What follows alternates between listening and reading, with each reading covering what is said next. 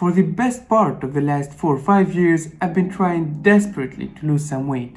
I've tried everything from scheduling my meals to drinking more water and exercising. I've even tried some diets like carnivore and keto diet. But every time that I build up some courage and motivation to start a new attempt, it doesn't end up lasting for long, and unfortunately I kept failing over and over again. And it's as if every time that I fail in a new attempt, I lose even more self-confidence, and the whole process ends up being counterproductive. It made me feel bad about myself, and I felt like I needed to do something about it. So since January 2023, I started applying these 3 basic scientific evidence-based principles, and for the first time in my life, I was successful in terms of achieving my weight loss goals.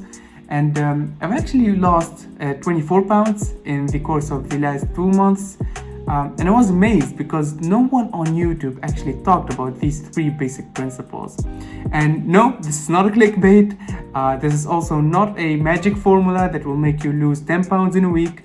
This is just what the science says in terms of what can you do to lose weight in the most efficient and the shortest time frame possible. I am now the thinnest, the healthiest that I've ever been and I ever felt in the past 5 years at least. My knees don't hurt like they used to. My ankles don't hurt like they used to. But of course, I'm still way far from my ideal weight. So if you want to follow my journey and see how it turns out for me and watch similar content about men's health in general, don't forget to subscribe to my channel and click on that notification bell because I post here regularly. So the first thing that you need to avoid is excluding certain foods from your diet. And this is very simple to understand. You need to follow a diet that is not too comfortable, that it doesn't end up doing anything and achieving any results, but also not too strict that you end up giving up after 2 or 3 weeks. And you can do that and achieve the second part, the avoiding a too strict of a diet part, following 2 things. The first one is you do not have to aim for a too harsh of a caloric deficit. So I see people aiming for a 700, 800, even 900 caloric deficit days, and it's just not sustainable. You could have the motivation to do that for maybe 1 or 2 weeks, but then you will tend to give up. So you should sacrifice so much of speed in terms of losing weight for the sustainability. So that's the first point. But the second point, and the one that I wanted to talk about, is the quality of the calories. So a lot of people, and me included in the past, try to change overnight their whole eating habits. And it's just impossible to do. You could aim for more healthier food along with your caloric deficit, but in my opinion, you should sacrifice a little bit of that healthiness for the sustainability of your diet, at least in the first couple of weeks. There's a clinical study, a paper published in Nature magazine about 4 years ago, I think. I tried finding it in the process of preparing for this video, but I couldn't. Maybe, hopefully, I will find it when I'm editing the video and I will include it in the description.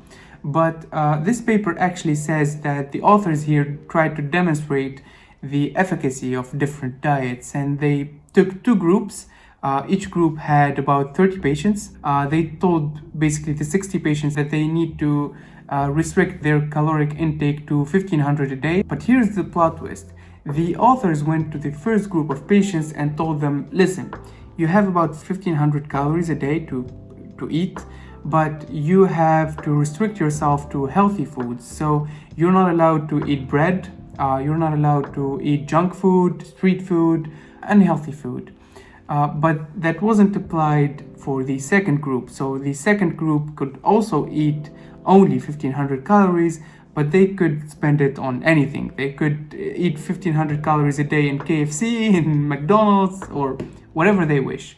And they did a re-evaluation after 6 months, and the results were pretty astonishing. And I was amazed by the results of the paper. I can still remember that when I've read it 4 years ago.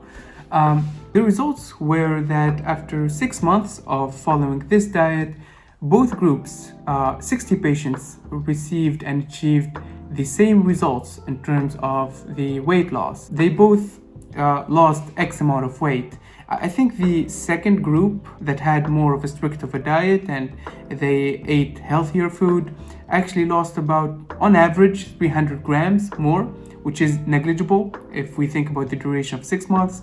But basically, the two groups lost the same amount of weight. But the thing is, and the most amazing result of this paper is, the first group that had to exclude some foods out of their diet, out of those 30 patients, if I remember correctly, about 15 patients, so 50% of them just quit the study. They couldn't continue doing the study for the 6 months duration of it. But when it came up to the second group that have more freedom in terms of the quality of food and which food to eat, they just had, remember, 1500 calories to eat, but they couldn't spend it on everything they wish. Out of 30 patients, I think about 80% continued the study. So I don't know, 26, 25 maybe patients. And this comes to demonstrate my point. I think, at least in the beginning, if you're a beginner and this is your first diet and you've been struggling with losing weight like myself for years now, I think in the beginning you should sacrifice some of that healthiness and some of the lifestyle changes you aim to do for the sustainability of your diet. Once you find yourself comfortable in your diet, then you could progressively change into a more healthier lifestyle and eating more healthier food. But for now, for the first couple of weeks, please focus on caloric deficit. Don't focus on the quality of the calories. When it came to me, I gave myself the freedom to eat anywhere I want. I eat it at McDonald's, I eat it ice cream and stuff like that. I just counted my calories and I didn't care about anything else. And to be honest with you, this gave me a second advantage in which is a lot of my previous attempts to lose some weight crumbled and came to a failure when I had one single mistake. So I start a new diet and I say this is a new life, and I restrict myself from eating bread, for example, or Coca-Cola. And after a certain duration of time, my motivation and my soul weakens up a little bit, and I have a little bite of that sandwich that I crave so much, or drink a little soda, and I think that's the end of the world now and I can't continue the diet, and I give myself excuse to cut the diet and to give up. So now, as I started in a non-restrictive diet, a more free diet, even when I crave an ice cream or crave a McDonald's or a Big Mac, I go eat it and don't think and don't stress much of it. So my whole point here, focus on the quantity of your calories rather than the quality of your calories, at least in the first couple of months of your diet. And the second basic principle that I followed in my diet is actually counting my calories. When it comes out to this, you need to understand one basic thing, is that the human body, the human organism loses weight in one simple way. You eat less calories than you spend a day.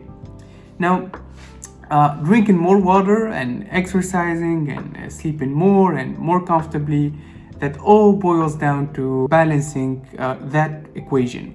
But the only thing that will make you lose more weight is you eat less than you spend. It's as simple as that.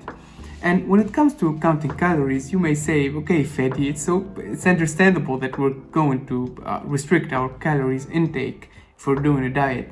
But I see the importance of manually and actually counting your calories, stretching beyond even the restriction for calories part. When you're actually counting your calories and actually doing the input yourself on your app, I use Chronometer, for example. I will put the link to the app in the description. It's completely free. But once you do that after each meal, that gives you more of a advantage, I would call it, or that would allow you to have more adherence to the diet. Your subconscious would be programmed to always think about the calories part, about how much did I eat today and how much more can I eat for the day. So besides the apparent advantages of you counting your calories, there's a secondary advantage in which your subconscious would become programmed to always think about that you have a certain amount of calories, and that, in my opinion, gave me more adherence and made it easier for me to think that this is my new lifestyle now. This is how I'm supposed to live, and this is how I'm comfortable to live for now. And I would actually recommend using a food scale. I will put the link to the food scale that I bought in the description. It's an affiliate link. I would obviously make some amount of money if you go ahead and buy it from Amazon. That's one way to support the channel, by the way. But my point here, by using a food scale, you would even add more barrier to your subconscious in case you one day think about going back to your bad habits. So you build up this new life, you build up this new lifestyle where you count your calories and you input the data in your app on your mobile phone. That will allow you to be more adherent to the new lifestyle you aim to follow. And the third basic principle that I use in my diet is actually buying a body scale that is not a mechanical one. I bought a digital one, so I have a application on my phone, and I have the opportunity to follow my progress every time I open my phone. And the value of this principle boils down to the same that we talked about before. This gives your subconscious yet another reason to follow the new lifestyle that you aim to follow, and to give you an even more barrier in case you even think about quitting your diet. And admittedly, I used to whenever I open my phone to see my Instagram or my YouTube studio, I used to also open this app or of my scale and check my weight and how I did for the morning. And it just kept me updated, and it gave me that subconscious strength, if you know what I'm talking about. And I've actually put in the description a link. It's also an affiliate link, so I would make money from it if you actually buy the scale. But this is a scale on Amazon. You could find it if you live in Europe or in the US. And it has the same app pretty much that I use, and you could also follow your progress and how much to go to actually achieve your weight loss goals. And regarding the frequency of weighting yourself, I used to do it daily. I used to wake up every morning, do my bathroom and stuff, and then drinking water, and then stripping out of my clothes to ensure that there are the same conditions of waiting every day, and I go ahead and weigh myself. So that's the way I recommend you doing it. There's actually a study that demonstrates this point, and the authors in the study also tried to assess whether regularly measuring your body weight increases your chances to adhering to a diet or not.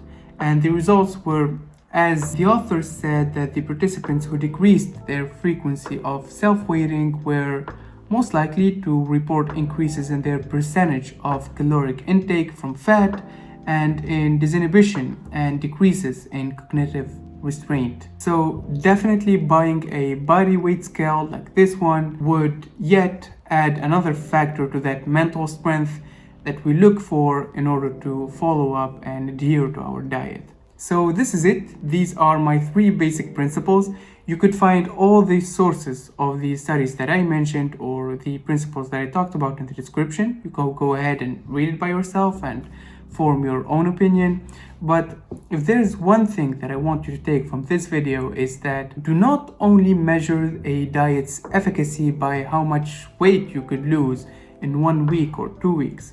I think a better measurement or a better criteria to look into this is how good is this diet in terms of letting me be comfortable and not actually causing me to give up in 2 or 3 weeks after beginning using this diet. So it's up to you to find your sweet spot in that spectrum between the too much of a comfortable diet and too strict of a diet that would make you give up after a couple of weeks. I hope you enjoyed the video. If you made it this far, please don't forget to hit that like button, also subscribe if you haven't yet, and check some of my videos. I have a ton of them about hair loss and vitiligo, and I'm planning to do a little more videos about weight loss and men's health in general. With that being said, stay safe.